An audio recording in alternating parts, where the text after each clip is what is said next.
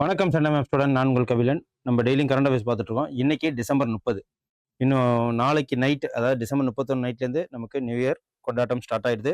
So வருகின்ற வருஷம் நமக்கு எல்லாருக்குமே ஒரு நல்ல வருஷமாக அமையணும். அட் த சேம் டைம் எல்லாரும் விரும்பிய வேலையில் பாஸ் பண்ணி எல்லாரும் போஸ்டிங் எடுக்கணும். ஓகேவா? ஸோ அதுக்கு எங்களோட உதவியும் கொஞ்சம் இருக்கணும். அப்படின்னு பார்த்தீங்கன்னா அது current affairs test batch online class மூலயமா உங்கள் லைஃபோட அச்சீவ்மெண்ட்டுக்கு எங்களோட பங்கும் ஒரு பர்சன்டேஜாக இருக்கணும்னு நாங்கள் ஆசைப்படுறோம். ஓகே, வாங்க இன்னைக்கு உண்டான கரண்ட் அஃபேர்ஸ் என்னென்னு பார்ப்போம். டிசம்பர் 31க்கு உண்டான கரண்ட் அஃபேர்ஸ். ஸோ நம்ம டெய்லியும் இனிமேலுக்கு கரண்ட் அஃபேர்ஸ் மட்டும் பார்க்க போகிறது இல்லை. ஓகேவா? ஸோ டெய்லியும் நியூஸ் பேப்பர் அதையும் சேர்த்து தான் பார்க்க போகிறோம். ஸோ அதனால் அதையும் பார்த்துக்கலாம். ஃபஸ்ட்டு, ஃபைடு உலக ரேபிட் சாம்பியன்ஷிப், அதாவது இது ஒரு செஸ் போட்டி, வேர்ல்டு லெவலில் நடக்கிற இந்த ரேபிட் ரவுண்டுன்னு சொல்லுவாங்க. ரேபிட் சாம்பியன்ஷிப்னா அது கண்டினியூஸாக நடந்துக்கிட்டே இருக்கும். ஸோ இதில் யார் வந்து சாம்பியன்ஷிப் பட்டம் வென்றிருக்கிறாரு அப்படின்னு பார்த்தீங்கன்னா, இவர் எல்லாருக்குமே தெரியும். எப்படி விஸ்வநாதன் ஆனந்த் எல்லாருக்கும் தெரியுதோ, ரொம்ப கூல் காய் இவர். என்னன்னா இவர் பேர் வந்து மார்கஸ் காரல்சன்கிறவர். ஸோ இவர் எப்படின்னா ரொம்ப கூலாக இருப்பார். வின் பண்ணாலும் சரி தோத்தாலும் சரி வின் பண்ணுறவங்களுக்கு ரெஸ்பெக்டும் பண்ணுவார். ஸோ பக்கா ஒரு ஜென்டில்மேன் கூட சொல்லலாம். ஓகேவா? நார்வே சேர்ந்தவர் நினைக்கிறவர். இவர் என்ன அப்படின்னா, இவர் தான் இந்த வாட்டி சாம்பியன்ஷிப் பட்டம் வென்றிருக்கிறார். ஓகேவா? அதிகமான ஒரு இளம் வயதில் செஸ்ஸில் விஸ்வநாதன் ஆனதுக்கு அப்புறம் அதிகமாக நமக்கு தெரிஞ்சதில் இவர் தான். ஓகே, மார்கஸ் காரல்சன் இவர் தான் இந்த ரவுண்டில் சாம்பியன்ஷிப் பட்டம் வென்றிருக்கிறாரு. ஏன் இவரு மட்டும் சொல்றோம் அப்படின்னா, நம்ம இந்தியாலையும் வாங்கியிருக்கிறாங்க. ஓகேவா? இந்தியால மேக்னஸ் கார்ல்சன் இவர் மட்டும் வாங்காம சதுரங்கத்துல அர்ஜுன் எரிகைசி, ஓகேவா, அவரும் அதாவது கோனேரு ஹம்பி அப்படின்னு சொல்லிட்டு இருப்பாங்க இல்லையா, அவங்க உமன், இவங்களும் 2 பேரும் வந்து ஆண்கள் மற்றும் பெண்கள் பிரிவுல வெண்கலம் வாங்கியிருக்காங்க. பிரான்ஸ் வெண்கல பதக்கத்தை வாங்கியிருக்கிறாங்க. அவரு கோல்டு வாங்கியிருக்கிறாரு. ஓகே, ஸோ கத்தார்ல நடந்திருக்கு இந்த மேட்ச். இதுல 2025 ஃபைடு உலக ரேபிட் ரவுண்டுன்னு சொல்லுவாங்க. கண்டினியூஸா ரேபிடா ரவுண்டா நடக்கும். கிட்டத்தட்ட 11 ரவுண்டு, ஒரு நாளைக்கே 11 ரவுண்டு, மொத்தம் 29 ரவுண்ட் இருக்குன்னு நினைக்கிறேன். ஸோ ஒரு நாளைக்கே 11 ரவுண்ட் இருக்கும். அதுல பார்த்துட்டு ரொம்ப உடனே ஜெயிக்கிறது தான் இந்த ரேபிட் ரவுண்டு. ஸோ பாயிண்ட்ஸ் கம்மியா இருக்கிறவங்க வெளில போயிடுவாங்க, அதிகமா இருக்கிறவங்க அடுத்தடுத்ததுக்கு வித்தவுட் ரெஸ்ட் நடந்துகிட்டே இருக்கும். அதுல மேக்னஸ் கார்ல்சன் ஆண்கள் பிரிவில் சாம்பியன்ஷிப் பட்டம் வென்றிருக்காரு. அலெக்சாண்ட்ரா கோரியா சிக்னா அப்படிங்கிறவங்க பெண்கள் பிரிவுல அவங்க பட்டத்தை வென்றிருக்கிறாங்க. ஓகே, இது உங்களுக்கு தெளிவா தெரியுதா என்னன்னு தெரியல.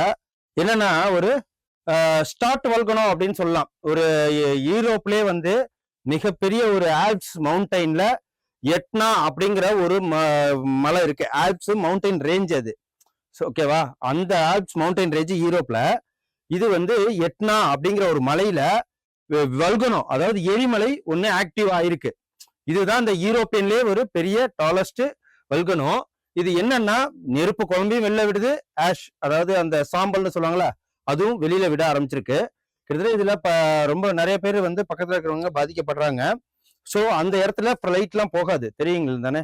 ஏன்னா அது வந்து நமக்கு ஃபிளைட்ல 4 பக்கமும் மிஷின்ஸ், அதாவது இன்ஜின்ஸ் இருக்கிறதுனால இந்த மாதிரி ஆஷ் மேல போனா அந்த சைடு பக்கமே வந்து ஏரோப்ளைன் போகாது. இதனால அங்கேயும் பாதிக்கப்பட்டிருக்காங்க. ஸோ இது எட்னா அப்படின்னு சொல்லிட்டு சொல்லுவாங்க. எங்க இருக்கு அப்படின்னா இத்தாலியில இருக்கு. இத்தாலியில இருக்கிறது தான் இந்த எட்னா அப்படின்னு சொல்லிட்டு மவுண்ட் எட்னா அப்படின்னு சொல்லுவாங்க. மவுண்ட் எட்னால இந்த வல்கானோன்னா எரிமலை எப்படி பொறுக்கும்பாங்களா, அதே மாதிரி இந்த எரிமலை ஆக்டிவ் ஆயிருக்கு. ஓகேவா? இந்த மவுண்ட் எட்னா எங்க இருக்கு அப்படின்னு சொல்லிட்டு பாத்தீங்கன்னா, இது வந்து இத்தாலியில சிசிலி அப்படிங்கிற இடத்துல இருக்கு. அது ஒரு நல்ல ஒரு சிட்டி, இப்ப சென்னை மாதிரி டெல்லி மாதிரி ஒரு நல்ல ஒரு சிட்டிக்கு பக்கத்திலே இருக்கு. அது எந்த சிட்டி அப்படின்னா கண்டானியா அப்படின்னு சொல்லிட்டு சொல்லுவாங்க. அந்த ஒரு சிட்டிக்கு பக்கத்திலே தான் இது இருக்கு. இது எந்த மலையில இருக்கு அப்படின்னா Alps mountain range, Himalayas range மாதிரி, ஆரவல்லி ரேஞ்ச் மாதிரி இது ஒரு ஆல்ப்ஸ் மவுண்டைன் ரேஞ்சு. அதுல எட்னான்னு ஒரு பீக்கு. இப்ப எப்படின்னா நமக்கு மவுண்ட் எவரெஸ்ட்ங்கிறது பீக்கு தானே, மவுண்ட் எவரெஸ்டின் பீக்கிற மாதிரி மவுண்ட் எட்னாங்கிறது ஒரு பீக்கு. ஓகே, அதுலதான் இந்த வல்கனோ வந்து எரப்ஷன் உண்டாயிருக்கு. இது கன்வர்ஜன் பிளேட்னு நடக்கும் இல்லையா, கன்வர்ஜன் பிளேட், அதாவது யூரேஷியன் பிளேட்டுக்கும் ஆப்பிரிக்கன் பிளேட்டும் கன்வர்ஜன் ஆகுறது தான் இந்த ஆல்ப்ஸ் மவுண்டன் வந்திருக்கிறது. இப்போ நமக்கு எப்படி அப்படின்னா, இப்போ நம்மளோட ஹிமாலயன்ஸ் உருவானது வந்து ஆஸ்திரேலியன் பிளேட்டும் ஏசியன் பிளேட்டும் கன்வர்ஜ் ஆனது தான் அந்த இதுல வந்து அந்த மடிப்பு மலைகள் உருவாகிறதுக்கு காரணம். ஸோ இந்த கன்வர்ஜன் பிளேட்ல தான் மடிப்பு மலைகள் ரேஞ்சஸ் உருவாகும். ஸோ அப்படி உருவானது தான் இந்த ஆல்ப்ஸ் மவுண்டைன். அதுல உள்ள ஒரு ஹையஸ்ட் பீக் தான். நம்மள்ட்ட கஞ்சன்ஜுங்கா இருக்கு. ஸோ அதே மாதிரி எப்படி எவரெஸ்ட் இருக்கோ அதே மாதிரி இதுல அந்த ஆல்ப்ஸ்ல மவுண்டைன் எட்னா அப்படின்னு சொல்லிட்டு இருக்கு. அதுல தான் உருவாயிருக்கு.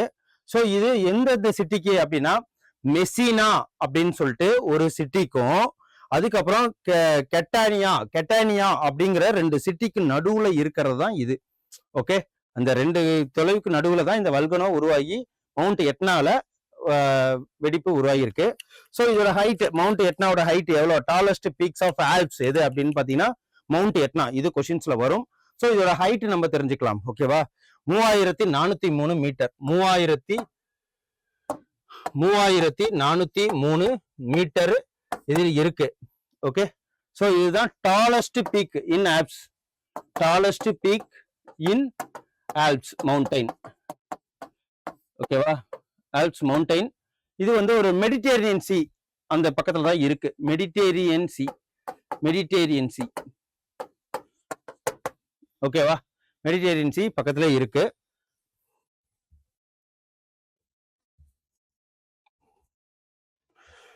ஸோ இத்தாலியில சிசிலியன் கிழக்கு கடற்கரையில அமைஞ்சிருக்கிறது தான் இந்த மவுண்ட் எட்னா அப்படிங்கிற ஒரு மலை. வடகிழக்கு பள்ளத்திலிருந்து எரிமலை குழம்பு மற்றும் ஒரு சிறிய அளவு சாம்பலையும் காத்துல வீசுதாங்க. அது மட்டும் இல்லாம தேசிய புவி இயற்பியல், இத்தாலிய தேசிய புவி இயற்பியல் மற்றும் எரிமலையல் நிறுவனம் இதை வந்து நோட் பண்ணி வெளியில சொல்லியிருக்கிறாங்க. மவுண்ட் எட்னா சிசிலியின் கிழக்கு கடற்கரையில இருக்கு. 19,237 மக்கள் வசிக்காத ஹெக்டேர் பரப்பளவுல பரவி இருக்கு. ஓகேவா, மவுண்ட் எட்னா என்பது மத்திய தரைக்கடல், அதாவது மெடிட்டேரியன் மத்திய தரைக்கடலில் உள்ள மிக உயரமான தீவு மலையும் இதுதான். ஸோ வேற ஒன்றும் இதுல இல்லை. ஸ்டார்ட் வல்கனோ அப்படின்னு சொல்லுவாங்க. எரிமலை வெடிப்புகள்ல 5000 ஆண்டுகளுக்கு முந்தைய இதுல இதுவும் ஒண்ணு. 2700 ஆண்டுகளுக்கு இது வந்து ஆக்டிவா இருந்திருக்கு. ஓகே, அதையும் பாத்துக்குங்க. அதுக்கப்புறம் இத்தாலி எங்க இருக்கு, ரோம். ஓகேவா, ஒரு வெரி ஓல்டஸ்ட் சிட்டி ரோம். அப்புறம் நாணயம் வந்து யூரோ தான் இருக்கு. இப்ப யூரோட மதிப்பு என்னன்னு பாருங்க. லண்டன் பவுண்டு 120 ரூபாய் போகுது. அதே மாதிரி யூரோ பவுண்டு 115. ஸோ பார்த்து சொல்லுங்க. ஜனாதிபதி செர்ஜியோ மாட்ரெல்லா. அதிகாரப்பூர்வமான மொழி Italian. Okay,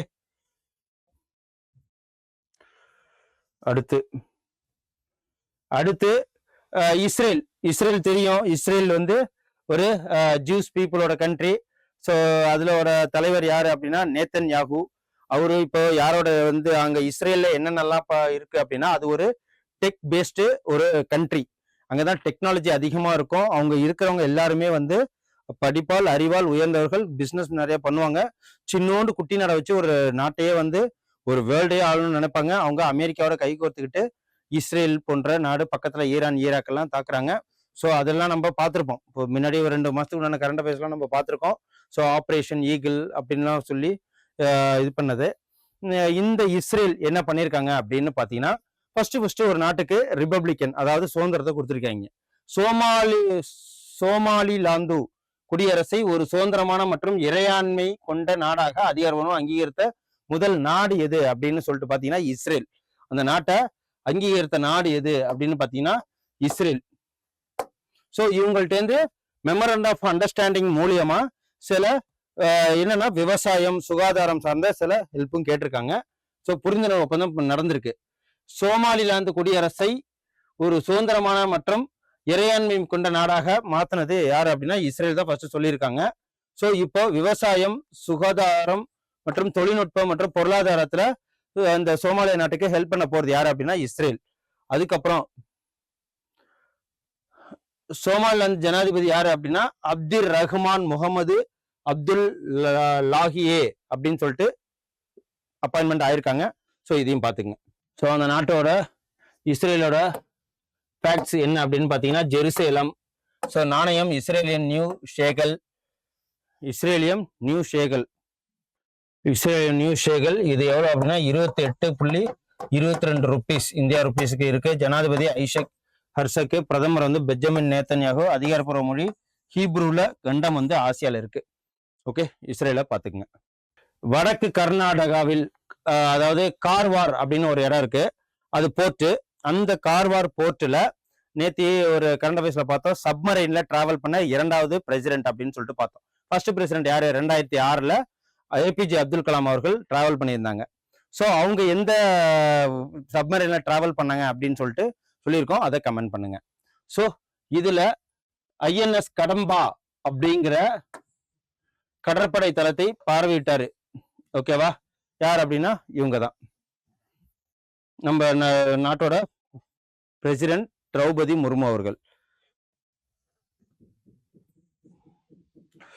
so Draupadi Murmu December 22, 2025 வடக்கு கர்நாடகாவில் கார்வார் அப்படிங்கிற உள்ள ஐஎன்எஸ் கடம்பா கடற்படை தளத்திற்கு பார்வையிட்டாங்க. கோவாவிலிருந்து அதெல்லாம் நமக்கு தேவையில்லை. ஜனாதிபதி கார்வார் துறைமுகத்திலிருந்து நீர்மூழ்கி கப்பலில் பயணம் மேற்கொண்டிருக்காங்க. ஸோ 2006ல் யார் வந்து நீர்மூழ்கி கப்பலில் பயன் பண்ணாங்க அப்படின்னு பார்த்தீங்கன்னா ஏபிஜே அப்துல் கலாம். அதுக்கப்புறம் 2வது இதே மாதிரி நீர்மூழ்கி கப்பலில் சப்மரைன்ல பயணம் பண்ணது இவங்க தான், திரௌபதி முர்மு அவர்கள் தான். அதுக்கப்புறம் தமிழ்நாடு நியூஸ் இருக்கு இல்லையா, வளநாடு வனவிலங்கு சரணாலயம் இது எங்க இருக்கு அப்படின்னு பாத்தீங்கன்னா தூத்துக்குடி. தூத்துக்குடி ஸ்ரீவைகுண்டம் தாலுக்கால இருக்கு. ஓகேவா? தாலுக்கால இருக்கு. இந்த வளநாடு வில்லேஜ் வைல்ட் லைஃப் சாங்சுரி எங்க இருக்கு அப்படின்னு பாத்தீங்கன்னா தமிழ்நாட்டுல. ஓகேவா? இந்த தூத்துக்குடியில. இது கிலோமீட்டர் எவ்வளவு அப்படின்னா எத்தனை கிலோமீட்டர் இருக்குன்னா 16.41 ஸ்கொயர் கிலோமீட்டருக்கு இதோட பரப்பளவு பறந்து விரிந்து இருக்கு. ஸோ இந்த வளநாடு வனவிலங்கு சரணாலயம் எந்த மாநிலத்தில் இருக்கு அப்படின்னு பாத்தீங்கன்னா தமிழ்நாட்டுல இருக்கு. ஸோ இதுல என்னென்னலாம் இருக்கு அப்படின்னு பாத்தீங்கன்னா சுருளா வந்து இப்படி இருக்கும், ஆன்டிலோப்னு சொல்லுவாங்க, மான். அது இயற்கையாவே அங்க அதிகமா இருக்கு. அந்த வளநாடு வைல்ட் லைஃப் சாங்சுரிக்கு பேர் போனதே அந்த ஆன்டிலோப் தான், மான்னு கூட வச்சுக்கலாம். அந்த ஆன்டிலோப் பேர் என்ன அப்படின்னு பாத்தீங்கன்னா கருப்பு மான், ஆன்டிலோப் செர்விகாப்ரா அப்படிங்கிற இதுல எத்தனை எண்ணிக்கையில இருக்கு அப்படின்னா 300 இருக்கு. அது இயற்கையாவே இருக்கு. இந்த வனவிலங்கு சரணாலயம் எங்கன்னா தமிழ்நாட்டுல. இது ஒரு கருப்பு மான்களை பாதுகாக்கும் ஒரு இடமாக இத சொல்றாங்க.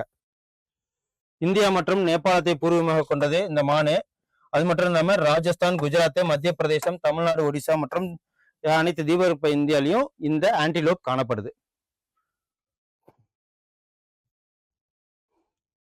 அடுத்து சிமெண்ட் மற்றும் கட்டிட பொருட்களுக்கான தேசிய கவுன்சில், நேஷனல் சிமெண்ட் போர்டு அப்படின்னு சொல்லுவாங்க. எந்த அமைச்சகத்தின் நிர்வாக கட்டுப்பாட்டுல கீழே செயல்படுது அப்படின்னு பாத்தீங்கன்னா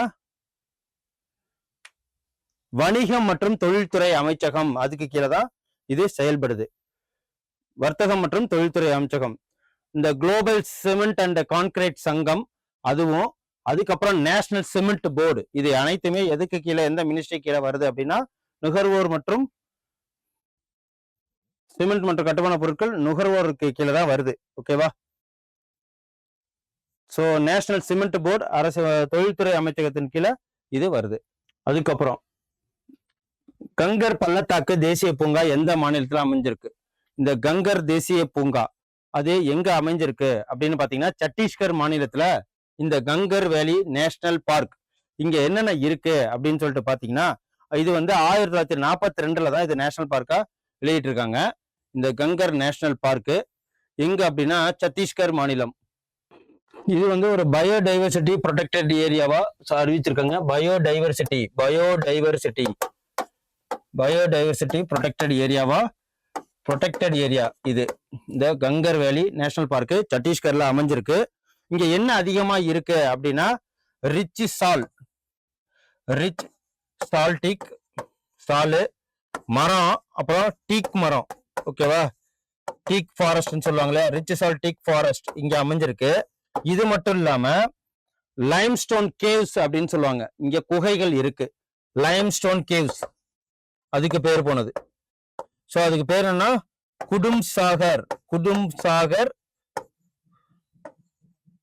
குடும்பஸ்தார் கைலாஷ் அப்படிங்கிற அந்த கேவ்ஸ், அது பேர் என்ன, கைலாஷ், அந்த கேவ்ஸ் இருக்கு.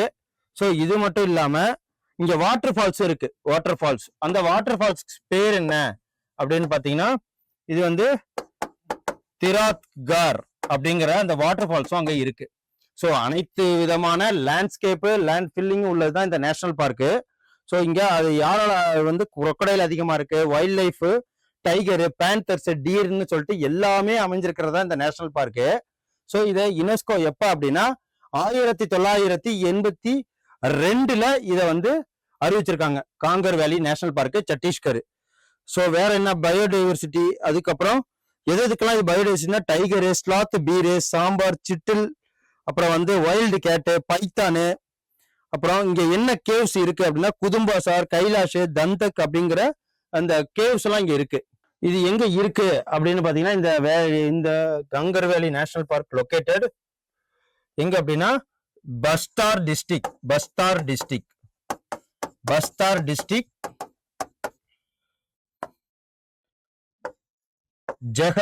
ஜகதால்பூர் வில்லேஜ் கிட்ட இருக்கு, சத்தீஸ்கர்ல இருக்கு. ஓகே, இதுதான். ஸோ என்னென்ன இருக்குன்னு பார்ப்போம்.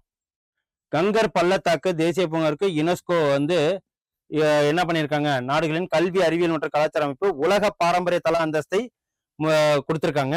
ஸோ யுனெஸ்கோவிடம் சமர்ப்பிப்பதற்காக பல்லுயிர் கணக்கெடுப்பை நடத்த இந்திய வனவிலங்கு நிறுவனம், முடிவு பண்ணியிருக்காங்க. யுனெஸ்கோ இருந்து இதோட எய்மே என்ன அப்படின்னா வைல்ட் லைஃப் இன்ஸ்டிடியூட்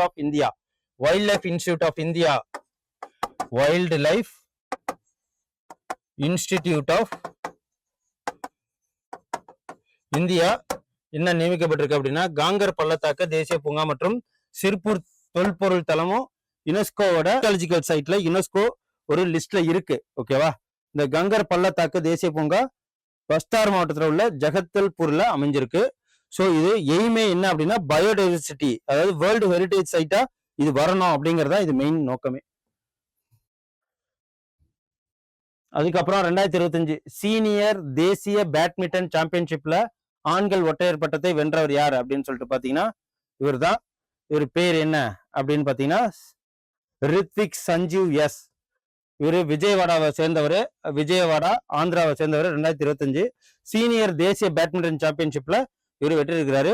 நேற்று கூட நம்ம பார்த்தோம், இவங்க வந்து வேர்ல்டு பேட்மிண்டன் ஃபெடரேஷன்ல யாரு தலைவர் போஸ்ட் யாரு கிடைச்சுன்னா PV சிந்து அவர்கள் கிடைச்சிருக்கு. அவங்க 2 ஒலிம்பிக் மெடல் 2016 மற்றும் 2019 பிரான்ஸ் அண்ட் வெள்ளி 2019 மெடல் அடிச்சவங்க. ஸோ அவங்கள என்ன பண்ணியிருக்காங்க, வேர்ல்டு பேட்மிண்டன் ஃபெடரேஷன்ல தலைவர் போஸ்ட் அவங்களுக்கு கிடைச்சிருக்கு. அதுக்கப்புறம் Parvati Agra bird sanctuary eco sensitive ஜோனா கவர்மெண்ட் அறிவிச்சிருக்கு. என்ன எங்க இருக்கு இந்த பார்வதி ஆக்ரா பேர்ட் சாங்சுரி எங்க இருக்கு அப்படின்னு பாத்தீங்கன்னா இது உத்தரப்பிரதேஷ் மாநிலத்துல இருக்கு. இது எங்க இருக்கு அப்படின்னு சொல்லிட்டு பார்த்தா கோண்டா டிஸ்ட்ரிக்ட் உத்தரப்பிரதேஷ்ல. இது ஒரு ஃப்ரெஷ் வாட்டர் வெட்லேண்ட். ஓகேவா, இந்த பேர்ட் சாங்சுரி அமைஞ்சிருக்கிறது ஃப்ரெஷ் வாட்டர் வெட்லேண்டு.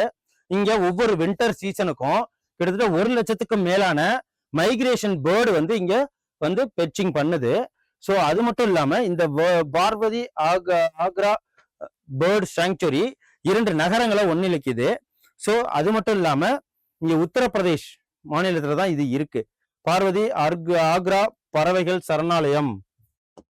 இதுதான் பார்வதி ஆக்ரா சரணாலயம். இது 1000 வாட்டர் பேர்ட்ஸ் மேல வருது. என்னென்னலாம் வருது அப்படின்னு பாத்தீங்கன்னா வைட்டல் வின்ட்ரிங் மைக்ரேட்டரி ஸ்பீஷஸ் நிறைய வருது. ஸோ என்னென்னா ஹேபிடேட் ஃபார் த்ரெட்டன்ட் வல்ச்சர்ஸ் அங்க நடந்திருக்கு. ஒயிட் ரம்பர்டு, இந்தியன் வல்ச்சர்ஸ்க்கு இது எல்லாத்துக்குமே. இது எங்க இருக்கு அப்படின்னு 40 கிலோமீட்டர் அளவு கொண்டது. 40 கிலோமீட்டர் இந்த வைல்ட் லைஃப் இந்த பேர்டு சாங்சுரி உள்ளது. இது எங்க அப்படின்னா கோண்டா சிட்டில அமைஞ்சிருக்கு. கோண்டா சிட்டி அப்படின்னு சொல்லிட்டு சொல்றோம் இல்லையா, அங்க அமைஞ்சிருக்கு. உத்தரப்பிரதேசத்துல கோண்டா டிஸ்ட்ரிக்ட் கோண்டா சிட்டில அமைஞ்சிருக்கு. இது வந்து பார்வதி தால் மற்றும் ஆக்ரா தால் அப்படின்னு சொல்லிட்டு சொல்லுவாங்க. 2 நகரத்துல இருக்கிற ஏரிகளை இணைச்சுதான் இது இருக்கு. ஸோ இதுதான் வந்து பார்வதி ஆக்ரா பேர்ட் சாங்சுரி. இது ஒரு பயோடைவர்சிட்டி 150 பேர்ட் ஸ்பீஷியஸுக்கு இது வந்து மைக்ரேட்டரி வாட்டர் ஃபாலுக்கும் இது வந்து ஒரு இருப்பிடமாக இருக்கு இந்த பேர்ட் சாங்சுரி. இது வந்து ராம்சார் சைட்லயும் இது வந்திருக்கு. ஓகேவா? அது மட்டும் இல்லாம இஜிப்டியன் வல்ச்சர்ஸ், ஒயிட் ரம்படு, இந்தியன் வல்ச்சரு இது எல்லாமே வந்து த்ரெட்டன்டு ஸ்பீஷிஸ்ல இருக்கு. ஓகே, யுனெஸ்கோ மூலியமா த்ரெட்டன்டு ஸ்பீஷிஸ்ல வச்சிருக்காங்க. அதுவும் வின்டர் சீசன்ல மைக்ரேட்டர் பேர்டா இந்த இடத்துக்கு வருது. அதனால இது எக்கோ சென்சிட்டிவ் ஜோனா மத்திய அரசு அறிவிச்சிருக்கு.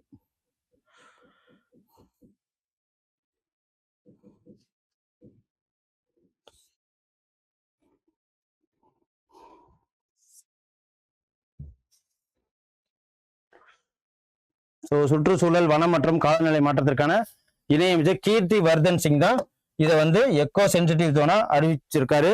1084 ஹெக்டேர் பரப்பளவில் பறந்து விரிஞ்சிருக்கிற இந்த லேக்கு ஒரு மைக்ரேஷன் பேர்டுக்கு ஒரு இருப்பிடமாக நல்லா அமைஞ்சிருக்கு.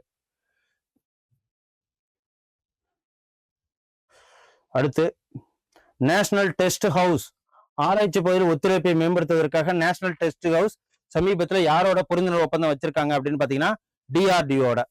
ஓகே, நேஷனல் டெஸ்ட் ஹவுஸ் டிஆர்டிஓட தலைமையகம் டெல்லியில இருக்கு. ஸோ ஆராய்ச்சி, சோதனை மற்றும் பயிற்சியின் ஒத்துழைப்பை மேற்கொள்றதுக்காக டிஆர்டிஓட ஒத்துழைப்பு. ஓகேவா? National test house memorandum of understanding with DRDO, ஆராய்ச்சி மற்றும் மேம்பாட்டு நிறுவனம் டிஎம்எஸ்ஆர்டிஓ அது மற்றும் புரிந்துணர்வு ஒப்பந்தம் ஏற்பட்டிருக்காங்க. என்னென்னத்துக்காக அப்படின்னா உணவு, பொது விநியோகம், பப்ளிக் டிஸ்ட்ரிபியூஷன் அமைச்சர் நுகர்வோர் விவகாரத்துறையின் கீழ் இந்த என்டிஹெச் நேஷனல் டெஸ்டிங் ஹவுஸ் இருக்கு. அதுக்கப்புறம் 2026க்கான ஐசிசி 19 இப்போதைக்கு தான் நம்ம அண்டர் 19 வேர்ல்டு கப்ல என்ன பண்ணியிருக்கோம், பாகிஸ்தான்ல தோத்துருக்கோம். எங்க அப்படி நடந்துச்சுன்னா அது யுஏஇல நடந்தது, அரப்ல. ஸோ இப்போதைக்கு இதோட கேப்டனா யாரை வந்து நியமனம் பண்ணியிருக்காங்க, ஒரு நாள் உலக கோப்பைக்கான இந்திய அணியின் கேப்டனாக யாரை நியமனம் பண்ணியிருக்காங்க அப்படின்னு பார்த்தீங்கன்னா ஆயுஷ் மத்ரே. ஓகேவா? அவர் தான் ஆயுஷ் மத்ரே, இவரை நியமனம் பண்ணியிருக்காங்க. ஸோ ஜனவரி 15 முதல் பிப்ரவரி 6 வரை ஜிம்பாப்வே மற்றும் நமீபியா இணைந்து நடத்தும் ஐசிசி 19 ஒரு நாள் உலக கோப்பை 2024 இந்தியாவோட கேப்டனா இவரு இருப்பாரு ஆயுஷ் மத்ரே. விஹான் மல்ஹோத்ரா துணை கேப்டனாகவும் நியமிக்கப்பட்டிருக்கார். அப்புறம் இது என்ன அப்படின்னா மோடி அவர்கள் குஜராத்ல என்ன பண்ணியிருக்காங்க, பாப்பா பக்லி அப்படிங்கிற ஒரு போர்ட்டல் ஆரம்பிச்சிருக்காங்க. இது என்ன அப்படின்னா குழந்தைகளுக்கான, அதாவது மாநில அரசின் குழந்தைகளுக்கான விளையாட்டு அடிப்படையிலான ஒரு பள்ளி, அதாவது பாலூர் பள்ளின்னு சொல்லுவாங்க. அப்புறம் வந்து சின்ன பிள்ளைங்களுக்குலாம் இருக்குல்லையே, அதே தான் பாப்பா பக்லி அப்படின்னு சொல்லிட்டு சொல்றாங்க. இது எங்க அப்படின்னா குஜராத் மாநிலத்துல தான். ஸோ குஜராத் அரசின் பெண்கள் மற்றும் குழந்தைகள் மேம்பாட்டுத்துறையால் இந்த இதை இனிஷியேட்டிவ் எடுத்திருக்காங்க. 3 முதல் 6 வயது வரையிலான குழந்தைகளுக்கான அங்கன்வாடி மையங்கள்ல இது நடத்துறாங்க. நம்ம ஊர்ல இருக்கிற பாலூர் பள்ளி மாதிரி தான். ஸோ கிட்ஸ் ஸ்கூல்னு சொல்லுவாங்களே, அதே மாதிரி தான். விளையாட்டு அடிப்படையிலான பாலர் பள்ளி திட்டம் குழந்தைகளின் கற்றல் மற்றும் தன்னம்பிக்கையை மேம்படுத்துறதுக்காக ஆரம்பிக்கப்பட்டதா இது.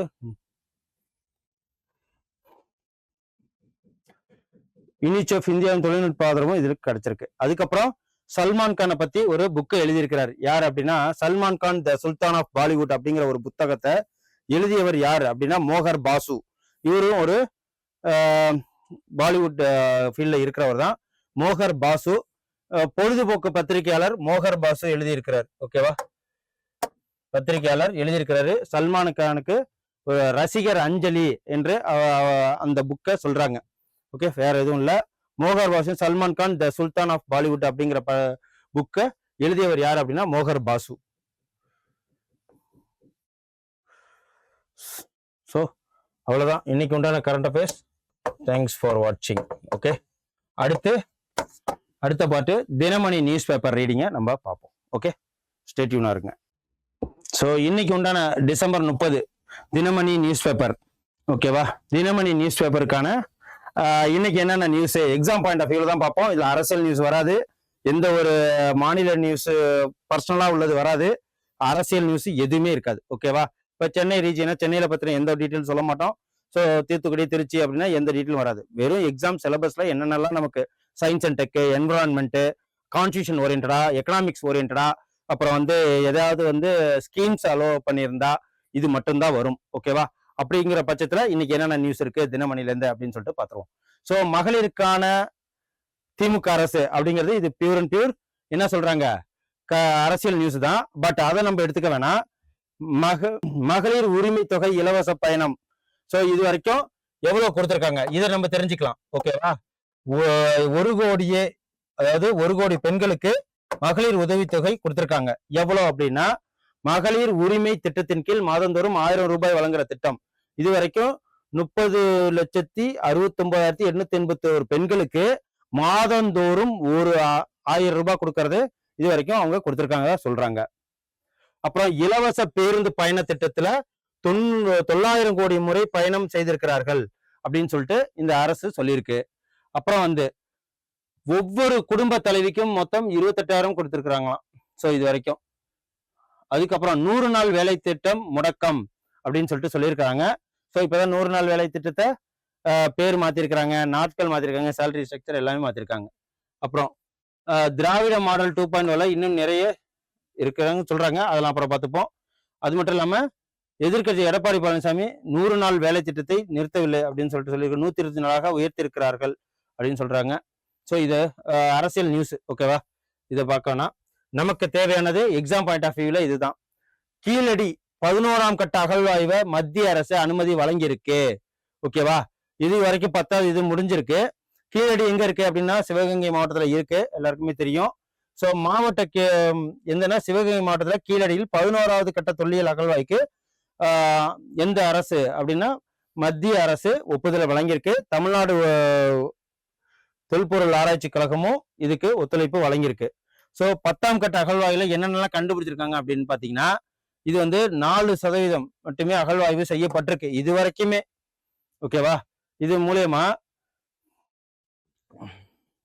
மண்பாண்டங்கள், கருவிகள் மற்றும் 2600 ஆண்டுகளுக்கு முற்பட்டதாக இதை சொல்றாங்க. ஒரு மட்பாண்டம் கிடைச்சிருக்கு, அது 2600 ஆண்டுகளுக்கு முற்பட்டது அப்படின்னு சொல்றாங்க. ஸோ 2000க்கும் மேற்பட்ட கலை பொருட்கள் இந்த தொல்லியல் ஆராய்ச்சிக்காக அங்கிருந்து அகழ்வாய்வு எடுத்திருக்காங்க அப்படின்னு சொல்லிட்டு சொல்றாங்க. ஸோ அது மட்டும் இல்லாம இது கார்பன் டேட்டிங் மற்றும் பிற முறைகளை பயன்படுத்தி இதோட கால வரையறைகளை வகுக்கிறாங்க. 6ஆம் நூற்றாண்டு மற்றும் 3ஆம் நூற்றாண்டுக்கு இடைப்பட்ட காலம் தான் இந்த கீழடியில கிடைக்கிற ஒவ்வொரு தொல்பொருளும். ஸோ இதை பார்த்துக்கங்க, எந்தெந்த காலகட்டங்கள் கீழே வரும் அப்படின்னு சொல்லிட்டு கொஸ்டின் கேட்பாங்க. 6ஆம் நூற்றாண்டு மற்றும் 3ஆம் நூற்றாண்டுக்கு இடைப்பட்ட காலங்கள். ஓகே, ஸோ இது முடிஞ்சிச்சு. அதுக்கப்புறம் சென்னை பல்கலைக்கழக துணைவேந்தரை நியமிக்கும் அதிகாரம் மசோதாவை திருப்பி அனுப்பினார் குடியரசுத் தலைவர். நம்ம தமிழ்நாடு அரசு என்ன பண்ணாங்க, இந்த வைஸ் சான்சலர்னு சொல்லுவாங்க இல்லையா, இந்த காலேஜ் யூனிவர்சிட்டிக்கெல்லாம் அவங்க நியமிக்கிற வந்து பொறுப்பு வந்து அந்தந்த மாநில அரசு தமிழ்நாடு அரசுக்கு வேணும் அப்படின்னு சொன்னாங்க. அந்த பில்லை திருப்பி அனுப்பிச்சிட்டாங்க. என்ன அப்படின்னு பார்ப்போம். சென்னை பல்கலைக்கழகத்தின் துணைவேந்தரை நியமிக்கவும் நீக்கம் செய்யறதுக்கும் தமிழக அரசுக்கு அதிகாரம் அளிக்க வேணும் அப்படின்னு சொல்லிட்டு சொன்னாங்க. ஸோ 1923ஆம் ஆண்டு சென்னை பல்கலை சட்டத்தின்படி 2029ஆம் ஆண்டு திருத்தி அமைச்சிருக்காங்க. ஸோ இத நம்மளோட கவர்னர் RN ரவிக்கு இது போயிருக்கு. எப்போ அப்படின்னா ஏப்ரல் 25 2022, ஏப்ரல் 28 ஆளுநர் ரவிக்கு போயிருக்கு. அதுக்கப்புறம் அங்கேருந்து யாருக்கு மசோதா, ஏன்னா பெரும்பான்மை இருக்கிறதுனால மசோதா இதாயிடும், பில்லு பாஸ் பண்ணி அது ஃபைனல் அசன்ட் கையெழுத்துக்காக திரௌபதி முர்முட்ட போனுச்சு. அதை அவங்க வேண்டான்னு சொல்லிட்டு திருப்பி அனுப்பிச்சிட்டாங்க. ஓகேவா? வேந்தர் என்ற குறிப்பிடும் இடத்தில் தமிழக அரசு என்று திருத்தம் செய்யப்பட்டது அப்படின்னு சொல்றாங்க. ஓகேவா? இந்த இது வந்து தமிழக அரசு அப்படின்னு சொல்லிட்டு தனியாக இந்த பில்லு இருக்க முடியாது. ஸோ அப்படின்னு சொல்லிட்டு இதை கேன்சல் பண்ணிட்டாங்க. வேற என்ன, ஆந்திராவில் விரைவு ரயில் தீ ஒருவர் இழுப்பு, அது நமக்கு வேண்டாம். ஸோ இது பண்ண ஆரவல்லி மலைத்தொடர் புதிய விளக்கத்துக்கு உச்சநீதிமன்றம் இடைக்கால தடை அப்படின்னு சொல்லிட்டு சொல்றாங்க. என்ன அப்படின்னா இப்போ ஆரவல்லிங்கிறது ஓல்டஸ்ட் ஒரு ரேஞ்சு. ஓகேவா? ஆரவல்லி மலைத்தொடர் ஓல்டஸ்ட் ஃபோல்டு மவுண்டைன். அது மட்டும் இல்லாம அது எங்கெங்கெல்லாம் பறந்து விரிஞ்சிருக்கு அப்படின்னு பாத்தீங்கன்னா குஜராத், ராஜஸ்தான், ஹரியானா மற்றும் தில்லி யூனியன் பிரதேசத்தை இது வரைக்கும் பரவி இருக்கு. இதுல இந்த 100 மீட்டர், ஓகேவா, 100 மீட்டர் அளவு இதோ ஆல்டிடியூட் லைன்ல பார்க்கணும். 100 மீட்டர் அளவு வரைக்கும் முன்னாடி என்ன சொல்லியிருந்தாங்க அப்படின்னா 100 மீட்டர் கீழே உள்ளது வரைக்கும் அது ஆரவல்லி மலை ரேஞ்சா நம்ம கருதப்பட மாட்டாது. ஸோ மைனிங் பண்ணலாம், அந்த ஹைட்ல இருக்கிற மலைகளை நம்ம பண்ணலாம் அப்படின்னு சொன்னாங்க. இப்ப என்ன பண்ணிருக்காங்க அப்படின்னா அந்த சைடு எதுவுமே புதுசா எந்த ஒரு சுரங்க வேலையும் பண்ணக்கூடாது அப்படின்னு சொல்லிட்டு தடை வச்சிருக்காங்க. இதை வந்து யார் வரவேற்றிருக்காங்க அப்படின்னா 100 to 500 இதுல ஆரவல்லி மலை மற்றும் மலைத்தொடர் குறித்த பூபேந்திர யாதவ் இதை வரவேற்றிருக்கிறார். ஓகேவா? இவர் தான் வந்து சுற்றுச்சூழல் துறை அமைச்சர். ஸோ அது மட்டும் இல்லாம என்ன இது பிரச்சனை அப்படின்னு பாத்தீங்கன்னா, 100 மீட்டருக்கு மேற்பட்ட உயரத்தை உடைய மலை ஆரவல்லி மலை என்றும் 500 மீட்டருக்கு இடைப்பட்ட 2 அல்லது 2க்கும் அதிகமான 100 மீட்டர் உயர மலைகளை ஆரவல்லி மலைத்தொடர் என்றும் மத்திய சுற்றுச்சூழல் அமைச்சகம் அளித்த நிபுணர் குழு இதை தெரிவிச்சிருக்காங்க. ஓகேவா? அதனால அங்க எந்த ஒரு மைன்ஸும் இருக்கக்கூடாதுன்னு இருக்காங்க. 100 மீட்டருக்கு கீழே உள்ள மலைப்பகுதிகளில் சுரங்க பணிகள் நடைபெறும் என நிலத்தடி நீருக்கு பற்றாக்குறை ஏற்பட்டு பாலைவன நிலமாக அது மாறும் அபாயம் இருக்கு. சுற்றுச்சூழல் ஆர்வலர்கள் பலரும் எச்சரிச்சிருக்காங்க. ஓகேவா? இதனால் என்ன சொல்லியிருக்காங்க, காங்கிரஸ் உள்ளிட்ட எதிர்கட்சிகள் புதிய விளக்கத்துக்கு கடும் எதிர்ப்பு தெரிவிச்சிருக்காங்க. ஓகேவா? சோ வடமேற்கு பசுமை நுரையீரல் அப்படின்னு சொல்லிட்டு சொல்லுவாங்க இந்த ஆரவல்லி இதுல. சோ இந்த விவகாரத்துல உச்ச நீதிமன்றம் முன் வந்து உச்ச நீதிமன்ற தலைமை நீதிபதி சூரியகாந்த் மற்றும் நீதிபதி JKM மகேஸ்வரி, அதுக்கப்புறம் அகஸ்டின் ஜார்ஜ் இவங்க என்ன பண்ணிருக்காங்க அப்படின்னு பாத்தீங்கன்னா, இங்க எந்த ஒரு புதுசா நியூ மைனிங் எதுவும் பண்ணக்கூடாது அப்படின்னு சொல்லி தீர்ப்பை முடிச்சிருக்காங்க. ஓகேவா? சோ 500 மீட்டருக்கு இடைப்பட்ட 2 அல்லது 2க்கும் அதிகமான 100 மீட்டர் உயர மலைகள் மட்டுமே ஆரவல்லி மலைத்தொடர் என கூறுவது தவறு. அது மட்டும் இல்லாம அந்த சுற்றுச்சூழலை பாதிக்கும்னு சொல்லிட்டு இப்ப ஆரவல்லி மலைத்தொடரை எந்த ஒரு இது பண்ணக்கூடாதுன்றாங்க. ஸோ ராஜஸ்தானில 12,850 மலைகள்ல 1048 மலைகள் மட்டுமே புதிய விளக்கத்தின் கீழ் இருக்கிறதா சொல்லியிருக்காங்க. அதுக்கப்புறம் இதெல்லாம் வந்து சென்னை நியூஸ், இது நமக்கு வேண்டாம். அவ்வளவுதான். இதெல்லாம் நமக்கு அரசியல் நியூஸ், இதுவும் அரசியல் நியூஸ், இது நமக்கு வேண்டாம். ஸோ ஒரே மண்டல கனிமொழி இருந்தாங்க, அதெல்லாம் வேண்டாம். திருத்தணியில வடமாநிலங்கள் மீது குற்ற தாக்குதல், ஸோ இதெல்லாம் நம்ம அடிக்கடி பார்க்கறதா, இதெல்லாம் வேண்டாம். ஸோ இதை பார்ப்போம். என்னன்னா, இடைநிலை ஆசிரியர்களை சாலை மறியல் போராட்டம். என்ன இந்த இடைநிலை ஆசிரியர்கள் பிரச்சனை அப்படின்னு சொல்லிட்டு தெரியுமான்னு தெரியல. ஸோ வாங்க அது என்னன்னு பார்த்துருவோம். சம வேலைக்கு சம ஊதியம், அதான் டேக்லைன். சம வேலைக்கு சம ஊதியம். ஒரு நாள் முன்னாடி சேர்ந்ததுனால, ஒரு நாள் பின்னாடி சேர்ந்ததுனால அடிப்படை ஊதியமே, அதாவது எவ்வளோ 3170 ரூபா குறைஞ்சிருக்கு அப்படின்னா பாத்துக்கங்க. என்ன அப்படின்னா, 2009 ஆசிரியர் பணி நியமனம் பண்ணியிருக்காங்க. 2009 மே 31 நியமிக்கப்பட்ட அரசு பள்ளி இடைநிலை ஆசிரியர்களுக்கு, ஓகேவா, மே 31 ஜாயின் பண்ணவங்களுக்கு ஒரு ஊதியம். ஓகேவா? அதே மாதிரி ஜூன் 1 பணி நியமனம் செய்யப்பட்ட ஆசிரியர்களுக்கு மற்றொரு ஊதியம் நிர்ணயிக்கப்பட்டிருக்கதா என்ன பண்ணியிருக்காங்க அப்படின்னா போராட்டம் நடந்துகிட்டு இருக்கு. எப்பயில இருந்து அப்படின்னா, டிசம்பர் 26 முதல் இந்த போராட்டம் நடந்திருக்கு. 4 நாளா ஏகப்பட்ட பேருக்கு பிரச்சனைகள்லாம் இருக்கு. சென்னையில மிகப்பெரிய போராட்டம் நடந்துகிட்டு இருக்கு. 20,000 ஆசிரியர்கள் இதுல பாதிக்கப்பட்டிருக்கிறதுனால மிகப்பெரிய போராட்டம் நம்ம சென்னையில நடந்துகிட்டு இருக்கு. சம வேலைக்கு சம ஊதியம் என்ற டேக்லைனோட. ஓகேவா? 3170 பாருங்க, வெறும் 2 நாள், மே 31 ஜூன் 1, இந்த ஒரு நாள் கேப்ல 3170 ரூபாய் வந்து ஸ்டார்டிங் பேசிக் பேலேயே வந்து டிஃபரன்ஸ் இருக்கு. அதுதான் இந்த பிரச்சனை நடந்துகிட்டு இருக்கு. ஸோ இதான் பார்ப்போம். அதுக்கப்புறம் வேற என்ன? சரி, வேற ஒண்ணும் இல்லை, அடுத்தது போயிடும். இது பார்ப்போம். உயிர் பறிக்கும் போலிகள் அப்படின்னு சொல்லிட்டு இதுல கொடுத்திருக்காங்க. இது என்ன அப்படின்னா, நாய்க்கடி, ஓகேவா, ராபிஸ் தொற்று நோய். ஸோ இப்ப தெரு நாய்கள்லாம் ஏகப்பட்ட பேரை விரட்டி கடிக்குது. ஸோ அது கடிக்கிறதுனால ராபிஸ் நோய்னா என்னன்னா, தண்ணியை பார்த்தாலே பிடிக்காது. இந்த ராபிஸ் நோய் பாதிக்கப்பட்டவங்க தண்ணியை குடிக்க முடியாது. ஓகேவா? அவங்களுக்கு அந்த வைரஸ் தாக்குதல்னால அவங்களுக்கு எகெயின்ஸ்ட் ஆஃப் வாட்டர் அப்படிங்கிற ஒரு நிலை வரும். ஸோ அதனாலே அவங்க இறந்து போயிடுவாங்க. ஸ்பைனல் கார்டு பாதிக்கப்பட்டுரும். ஸோ அந்த வைரஸ் அதை தான் பாதிக்கும். என்ன பண்ணியிருக்காங்க அப்படின்னா, அந்த நாய்க்கடி ராபிஸ் இதுக்கு போலி மருந்து வெளியிட்டிருக்காங்க ஆஸ்திரேலியாவிலேருந்து. என்ன அப்படின்னா, அபைரேப் அப்படின்னு சொல்லிட்டு அந்த நேம்.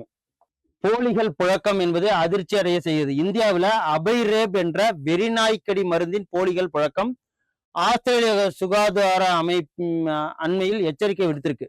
அவங்க சொல்லியிருக்கிறாங்க இந்தியால இருக்கான் அபைரேப். ஓகேவா? அபைரேப், இது கேட்க வாய்ப்பு இருக்கு. அபைரேப் அப்படின்னு சொல்லிட்டு ஒரு போலியான மருந்து நாய்க்கடிக்கு அப்படின்னு சொல்லிட்டு இது கவர்மெண்ட்லயே வந்து ராபிஸ் தடுப்பூசின்னு போடுறாங்க. ஓகேவா? ஸோ இது 2023 நவம்பர் மாதத்துக்கு பிறகு இந்தியா சென்று அங்க அபைரேப் வெறிநாய்க்கடி தடுப்பூசி கொண்டவர்களுக்கு நோய் தடுப்புக்கான போதிய அளவு பாதுகாப்பு கிடைத்திருக்காது. ஓகேவா? இந்த அபைரேப் இந்த இதுதான் போலி மருந்து வெளியிட்டு இருக்காங்க. ஸோ இது நமக்கு இப்போதைக்கு அந்த மருந்து தேவை. 2020 முதல் இந்த போலி மருந்து புழக்கத்துல இருப்பதாக வெளியிட்டிருக்காங்க ஆஸ்திரேலியா சுகாதார அமைச்சர். ஸோ இது உலகில் வெறிநாய் கடிக்க ஆண்டுக்கு 1.5 கோடி பேர் உள்ளதாகவும், இந்தியால அதிகம் 2024 இந்தியால 37 லட்சம் பேர் வெறிநாய் கடியால பாதிக்கப்பட்டிருக்காங்க.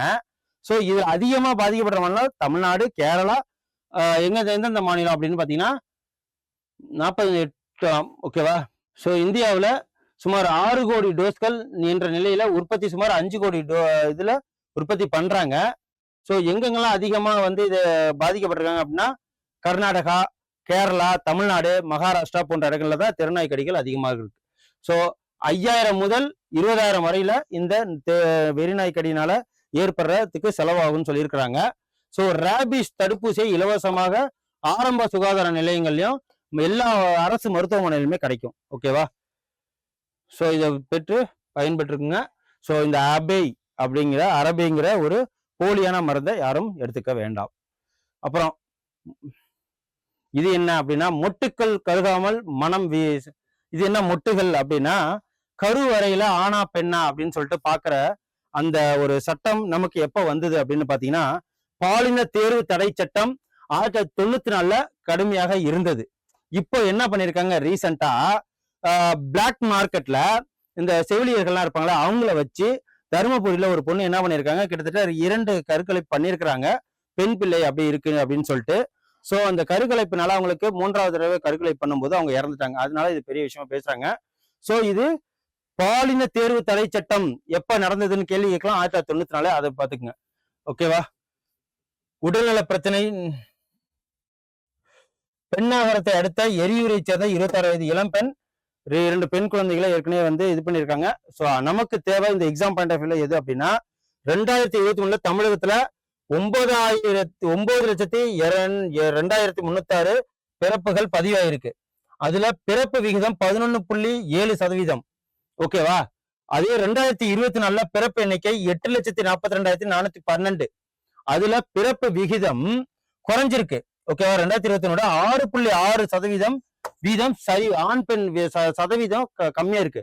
11.7%ல 6.6% சரிவு அடைஞ்சிருக்கு. அதனாலதான் சொல்றாங்க 1000 ஆண் குழந்தைகளுக்கு 941 பெண் குழந்தைகளே 2024 இருந்திருக்காங்க. சோ இதுதான். ஓகேவா. பெண் பாலின அந்த பெண் பாலின விகித சரிவு, திருமணத்துக்கு பெண் கிடைக்காமல் போவது, அதெல்லாம் நடக்கிறதெல்லாம் வந்து இப்பே தெரியும் 90s கிட்ஸ்லாம் எவ்வளவு பிரச்சனை உண்டாகுதுன்னு சொல்லிட்டு. ஸோ இதுதான் பாலின தேர்வு தடை சட்டம். இதுதான். அதுக்கப்புறம் வந்து அல்ட்ரா சவுண்ட் இயந்திரங்கள், சைலண்ட் அப்சர்வர் போன்ற கருவிகளை பொருத்தும் மூலம் என்ன பண்ணிருக்கலாம். ஸோ ஒவ்வொருவரும் ஸ்கேன் பதிவு செய்யப்படுவதை உறுதி செய்ய முடியும் அப்படின்னு சொல்லியிருக்காங்க. இதுல டெக்னாலஜி வளர்ந்தது எதுக்காக அப்படின்னா கருவறைக்குள்ள குழந்தை நல்லா இருக்கா, ஒவ்வொரு லங்ஸ், ஹார்ட், கிட்னி எல்லாம் நல்லபடியா வளர்ந்துருக்கா, அதுக்குதான் வந்து டெக்னாலஜி வளர்த்தாங்க. பட் அதை யூஸ் பண்ணி பாலினத்தை நம்ம சூஸ் பண்ணலாம், அதை கருக்கலைக்கலாம் அப்படிங்கிறது டெக்னாலஜியை நம்ம தவறா யூஸ் பண்ணிக்கிறது. ஓகேவா. இவங்க தான் பிறக்கணும், இவங்க தான் பிறக்கக்கூடாது அப்படிங்கிறது நம்ம அதை முடிவு பண்ணக்கூடாது. ஓகே. அதுக்கப்புறம் நம்மாழ்வார் முன்னெடுத்த அறிவு புரட்சி. நம்ம நாட்டுக்கு ஒவ்வொரு மில்லேனியம் இயர்லயும் ஒவ்வொரு வருஷத்துக்கும் வருவாங்க 3 புரட்சிக்காரர்களால நம்ம தமிழ்நாடு எந்த அளவுக்கு மாறி இருக்கு அப்படின்னு பாத்தீங்கன்னா ஃபர்ஸ்ட் வந்து யாரு மகாகவி பாரதியார். ஸோ இவரை சொல்றாங்க தமிழை மக்கள் தமிழாக்கினர். அப்புறம் பெண் சமத்துவம் காட்டினார். அப்புறம் பெரியார் வந்தாரு. பெரியார் வந்து மனிதர்கள் இருக்கிற சமத்துவம் மற்றும் பகுத்தறிவு புரட்சியை விதித்தவர் யாரு, அவர் தான். ஓகேவா. யாரும் வந்து ஏற்றத்தாழ்வு கிடையாது அப்படின்னு சொல்லிட்டு. 3வது யாருன்னா நம்மாழ்வார். இயற்கை வேளாண்மை மூலம் அறிவு புரட்சியையும் சமத்துவத்துக்கான புரட்சியும் முன்னெடுத்தவர் யாருன்னா நம்மாழ்வார். ஸோ இந்த 3 பேர் என்னன்னா இயற்கை விவசாயத்தின் மூலியமாக வில்லேஜ்ல வாழ்றவங்களுக்கும் ஸோ கிராமத்துல நகரத்துல வாழ்றவங்களுக்கும் 2 பேருக்குமே வந்து ஈக்குவலா வாழலாம். அதன் மூலயமா நம்ம பணம் நிறைய சம்பாதிக்கலாம், நாட்டை வந்து நல்ல ஒரு ஆரோக்கியமான வழியில கொண்டு போகலாம். ஸோ எல்லாரும் தன்னிறைவு அடையலாம். ஸோ இயற்கை விவசாயம் மிகவும் நல்லது அப்படின்னு சொல்லிட்டு சொன்னதுதான் யாரு அப்படின்னா நம்மாழ்வார் அவர்கள். அதுதான் இந்த இதுல சொல்லியிருக்காங்க. ஸோ இது பெருசா ஒன்றும் இல்லை. ஓகே. ஸோ இதெல்லாம் நமக்கு தெரியல, வேண்டாம். அப்புறம் 79,000 கோடிக்கு இராணுவ தளவாடங்கள் கொள்முதல் அப்படின்னு சொல்லியிருக்காங்க. என்ன அப்படின்னா பாதுகாப்பு கொள்முதல் கவுன்சில் டிஃபென்ஸ்ல யாரோட தலைமையில இருக்கு? இப்போதைக்கு டிஃபென்ஸ் மினிஸ்டர் ராஜ்நாத் சிங் அவர்கள் 79,000 கோடிக்கு என்ன பண்ண போறாங்க அப்படின்னா தளவாடங்கள் மென்பொருள் கட்டுப்பாட்டுல இருக்கிற பாதுகாப்புத்துறை அமைச்சகம் என்ன பண்ணிருக்காங்க அப்படின்னா கொள்முதல் செய்ய போறாங்க. எதுனா பாதுகாப்புத்துறை அமைச்சர் ராஜ்நாத் சிங் மூலமா வானொலி கருவிகளை கொள்முதல், ஓகேவா, வானொலி கருவிகளை கொள்முதல் செய்யறது, வானில் மிக அதிக உயரத்தில் அந்த ட்ரோனு, அதுக்கப்புறம் வந்து டெக்னாலஜி இதெல்லாம் வந்து கொள்முதல் செய்யறதுக்காக 79,000 கோடி செலவு பண்ண போறதா சொல்றாங்க. ஸோ இது மட்டும் போதும். அதுக்கப்புறம் இந்த ஆண்டு 59 லட்சம் டன் 53 லட்சம் டன் நெல் கொள்முதல் செய்ய வாய்ப்பு இருக்கு அப்படின்னு சொல்லிட்டு எங்க டெல்டா ஏரியால சொல்லியிருக்கிறாங்க. போன வருஷம்னா 2022-23 ஆண்டுல 4019 நேரடி கொள்முதல் நிலையம் இருந்தது. இந்த வருஷம் 4000க்கும் அதிகமான நெல் கொள்முதல் நிலையங்கள், அதாவது டபுள் த, இது 4000, அதுக்கப்புறம் 4000, இப்ப டபுள் த மடங்கு அதிகரிக்க போறாங்க. ஸோ அதுதான் இது. அதுக்கு மட்டும் இல்லாம புயலால் பாதிக்கப்பட்ட இந்த தித்துவா புயல் வந்து இப்ப தாக்குன்னு சொல்லி அதனால வந்து நிறைய பயிர்கள்லாம் டெல்டா ஏரியால ஸோ நிறைய அழிஞ்சு போயிருக்கு. அது மட்டும் இல்லாம 2.5 லட்சம் மின் இணைப்புகளும் வழங்க போறதா சொல்லியிருக்காங்க. யார் இப்போதைக்கு வேளாண் துறை அமைச்சரா இருக்காங்கன்னா எம்ஆர்கே பன்னீர்செல்வம். இதுக்கப்புறம் நம்ம இதுல ஒரு வேளாண் துறை பட்ஜெட் 2025-26 கொடுத்துருக்காங்க, அதையும் பாருங்க. ஓகேவா? ஸோ இவ்வளவுதான். அதுக்கப்புறம் தூத்துக்குடி விமான நிலையத்துக்கு பேர் மாத்த சொல்லி யாரு? எல் முருகன் அவர்கள். விமான போக்குவரத்து துறை அமைச்சர் யார் அப்படின்னா ராம் மோகன் நாயுடு அவரை வந்து அணுகியிருக்கிறாரு. என்ன அப்படின்னா டுட்டிகோரின் அப்படிங்க இருக்கிற டுட்டிகோரி விமான நிலையம் இருக்கிறத தூத்துக்குடி மாத்தணும். ஏன்னா இது பிரிட்டிஷ் ஆங்கிலேயர் காலத்துல வச்ச பேரு. ஸோ அது இப்போ வரைக்கும் தொடருது. தூத்துக்குடி மாத்தணும் அப்படின்னு சொல்லிட்டு ப்ரொபோசல் வச்சிருக்கிறாரு.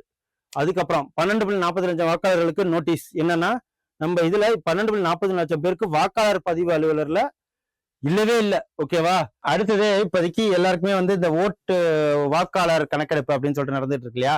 அதுல நமக்கு எத்தனை பேர் விட்டு போயிருக்கு அப்படின்னு பாத்தீங்கன்னா 12,43,363 பேர் வாக்காளர்கிட்ட விட்டு போயிருக்கு. ஸோ அப்பனா எவ்வளவு கள்ள ஓட்டுகள் நடந்துகிட்டு இருக்கு அப்படின்னு சொல்லிட்டு பாத்துங்க. அதுதான், இது வேற ஒண்ணும் இல்லை. ஸோ வேற என்ன?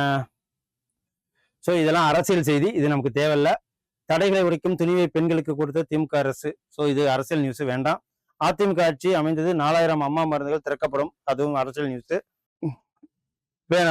உங்களுக்கு வேணா ஒண்ணு சொல்லலாம். தங்கம் பவுனுக்கு 640 ரூபா குறைவு அடைஞ்சிருக்கு. இப்ப தங்கத்தோட ரேட் என்ன அப்படின்னு பாத்தீங்கன்னா டிசம்பர் 22ஆம் தேதி பவுன் வந்து 1,50,560க்கு விற்பனையானது. ஓகேவா? அது இப்போ 5,600க்கு வந்து சனிக்கிழமை பவுன் வந்து 1,04,800க்கு சேல் ஆயிட்டு இருக்கு. கிட்டத்தட்ட 640 ரூபா இப்ப குறைஞ்சிருக்கு. ஓகேவா? ஆக மொத்தம் எப்படி இருந்தாலும் 1 லட்ச ரூபா வேணும். இப்போதைக்கு உங்களுக்கு 1 லட்ச ரூபா சம்பளம் இருந்தால் தான் நீங்க ஒரு பவுன் வாங்க முடியும். எப்போதும் இன்ஃபிளேஷன் எங்க போயிட்டு இருக்கு பாருங்க. ஓகேவா? ஒருத்தவங்க இன்ஃபிளேஷன் அதிகமாகுது, ஒருத்தவங்க சேலரி வாங்கணும் அப்படின்னா ஒரு அரை பவுனாவது வாங்குற நிலைமையில இருந்தாதான் அவங்க இன்ஃபிளேஷனை பீட் பண்றாங்கன்னு அர்த்தம். ஸோ இதுல பாருங்க 1,04,800 குறைஞ்சிருக்கு. ஸோ இவ்வளவுதான். அப்புறம் வெள்ளியோட ரேட் பாருங்க. வெள்ளியோட ரேட்டு சனிக்கிழமை வரைக்கும் 1 கிலோ 2.85 லட்சத்துக்கு விற்பனை ஆகுது. ஓகேவா? 281 ஒரு கிராமோட வெள்ளியோட ரேட்டு 281. ஓகே, வேற ஒன்றும் இல்லை. இதுல வேற மகாராஷ்டிரா மாநில நியூஸ், இது நமக்கு தேவையில்ல. அதுக்கப்புறம் பினாக்கா ஏவுகணை வெற்றிகரமாக சோதனை செய்யப்பட்டிருக்கு. பினாக்கா ஏவுகணை. ஸோ இது எங்கன்னா ஒடிசா மாநிலத்துல எங்க இந்த ஏவுகணையை டெஸ்ட் பண்ணியிருக்காங்கன்னா ஒடிசா மாநிலத்துல பினாக்கா ஏவுகணை. ஸோ 120 கிலோமீட்டர் தொலைவில் இருந்து இலக்கை கரெக்டா துல்லியமா அடிக்கிறத இந்த பினாக்கா ஏவுகணை கை தந்தது. அதை சோதனை பண்ணதுல வெற்றி அடைஞ்சிருக்கு. எங்க இருக்கு அப்படின்னா ஒடிசா மாநிலம் சந்திப்பூர் சோதனை மையத்துல இதை நடத்தி இருக்கிறாங்க. இதையும் பாத்துக்குங்க. அதுக்கப்புறம் தாய்மொழியை மறந்துவிடக்கூடாது. நேற்று தான் சந்தாலி லாங்குவேஜ்ல கான்ஸ்டியூஷன் வெளியிட்டு இருக்காங்க அப்படின்னு சொல்லிட்டு சொன்னோம். அங்க என்ன பண்ணுங்க, ஜார்க்கண்ட்ல மாநிலம் ஜம்ஷெட்பூர்ல யாருன்னா நம்ம பிரசிடென்ட் திரௌபதி முர்மு அவர்கள் விசிட் செஞ்சிருக்காங்க. அங்க அந்த சந்தாலி மொழியிலேயே பேசி என்ன பண்ணிருக்காங்க, தாய்மொழியை வளர்க்கணும், தாய்மொழியில கல்வி கற்கணும், தாய்மொழியில எழுத படிக்க தெரியணும்னு சொல்லியிருக்காங்க. ஸோ இது மட்டும் இல்லாம எண் முறை மென்பொருள் அதை உருவாக்கி என்னன்னா அதை யார் உருவாக்குனது, எண் பொருள்.